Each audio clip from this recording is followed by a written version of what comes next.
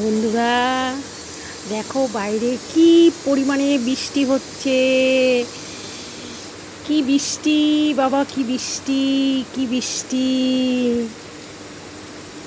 ভীষণ বৃষ্টি হচ্ছে বাইরে। আমি এখন দোকানে যাব বলে বেরিয়েছি, কিন্তু বেরোতে পারছি না। ভীষণ বৃষ্টি হচ্ছে, দেখুন ভীষণ বৃষ্টি হচ্ছে। জলে দেখুন, জল পাখা উঠোন দিয়ে জল কিভাবে যাচ্ছে দেখুন। জল, ভীষণ জল হচ্ছে। রাস্তায় সবাই দাঁড়িয়ে আছে। এই একটা সাইডে একটা চাল দেওয়া আছে, সেখানে অনেক লোক দাঁড়িয়ে আছে। সাইডে গাছপালাগুলো কি সুন্দর, জল পেয়ে সবুজে পরিণত হয়ে আছে। অসাধারণ লাগছে, কিন্তু অসাধারণ লাগছে আজকের এই বৃষ্টির দিনটা। দারুণ দারুণ, অসাধারণ বাইরে। তা এক কাজ করি, আমি আমার যেহেতু এখন আমি বেরোতে পারছি না, আমি আজকে আমার দুপুরের ডিনারে কি রান্না করব সেটা আমি একবার তোমাদের মধ্যে বন্ধু শেয়ার করছি। আমার ঘরের ভিতর দিয়ে গলি দিয়ে আমি ডাইনিং হয়ে আমি কিন্তু রান্নাঘরে যাচ্ছি। এটা আমার ডাইনিং, সাইডে একটা ঘর আছে। বন্ধুরা, বাইরে বৃষ্টির আওয়াজ হচ্ছে, অসাধারণ। এই মানে গরমের মধ্যে যদি একটু বৃষ্টি হয় তা খুবই ভালো লাগে। বন্ধুরা, আমার রান্নাঘরে আমি চলে আসলাম। এই যে আমি আজকে রান্না করব, আজকে আপনাদেরকে দেখাই। আমি আজকে এক ধরনের ঘ্যাটকোল বলে আর কি, সেই ঘ্যাটকোলের পাতাটা কিন্তু সুন্দর করে ধুয়ে পরিষ্কার করে নিতে হবে। দেখুন বন্ধুরা, আমার রান্নাঘরের জানলা দিয়েও কিন্তু বৃষ্টি মানে মানে হচ্ছে, দেখতে পাচ্ছেন গাছের পাতাগুলো নুয়ে পড়ছে, মনে হচ্ছে যেন। দেখুন দূর থেকে সত্যি অসাধারণ অসাধারণ লাগছে।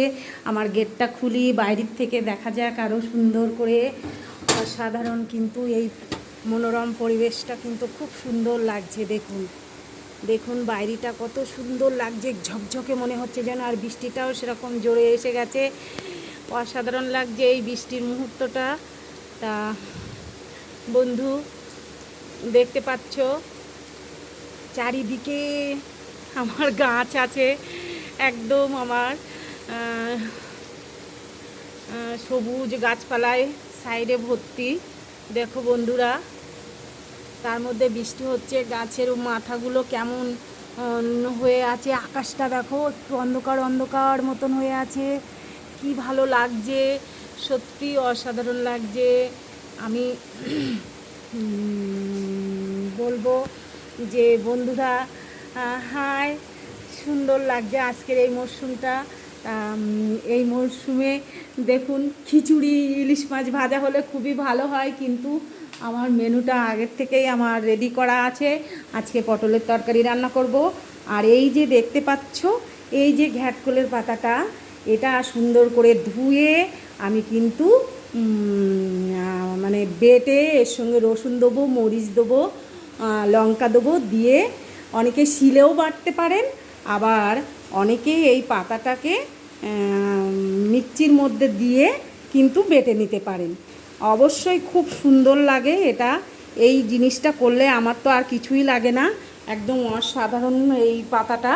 দেখুন, সবার যাদের গ্রামগঞ্জে বাড়ি আছে তারা এই পাতাটার নাম বললেই বুঝতে পারবে, চিনতে পারবে।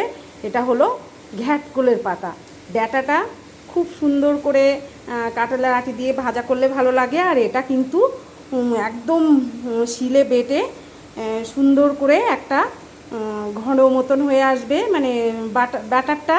তখন কিন্তু কড়াইতে একটা শুকনো লঙ্কা ফোড়ন দিয়ে এটা দিয়ে নাড়াচাড়া করতে হবে। আস্তে আস্তে যে রসটা থাকে, সেই রসটা শুকিয়ে গেলে নামিয়ে নেবেন।